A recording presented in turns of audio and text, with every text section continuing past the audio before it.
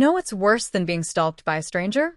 Being betrayed by your own family, and realizing the only person who truly cared was someone paid to protect you. Hi, I'm Lila. At 17, I was already a rising star, TV shows, brand deals, red carpets. On the outside, it looked perfect. But fame? Fame attracts shadows. A man began following me. First online, then outside my studio, then outside my home. When I told my manager, who also happened to be my mother, she brushed it off. "It's just a fan," she said. "You're exaggerating." But then one night, someone tried to break into my dressing room. I was alone, terrified. That's when he entered my life. Aiden. Hired as a temporary bodyguard.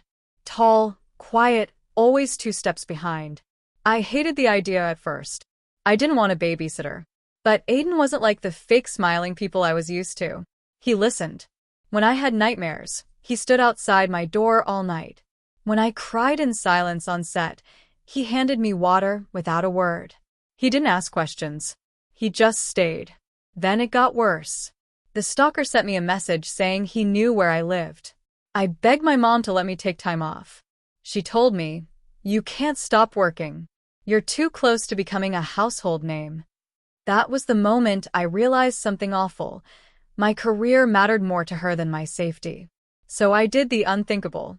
I disappeared. With Aiden's help, I shut off everything. Socials, contracts, my apartment. We went off-grid. No cameras. No stage lights. Just the 2 of us and silence. And in that silence, we fell in love. He wasn't flashy or dramatic, but he made me feel safe. Real. Human. A year passed. I lived a quiet life, worked on my music privately, and started writing my own songs for the first time. No managers, no control. Just me. And then one of my songs blew up anonymously online. I didn't want fame again, but the story behind it, about running from danger and choosing love, caught fire. Everyone wanted to know who the mystery voice was. I returned to the spotlight, but this time on my own terms. And guess who came running back? My mom, my manager, my fans. Suddenly, they cared again. They apologized. They called me brave. She even offered to represent me again. I smiled politely. I already have someone looking out for me. And I meant Aiden. The ultimate payback wasn't screaming or calling them out. It was showing them I thrived without them. That the girl they left scared and alone had become a woman who chose herself. Now, I perform on stages of my own choosing.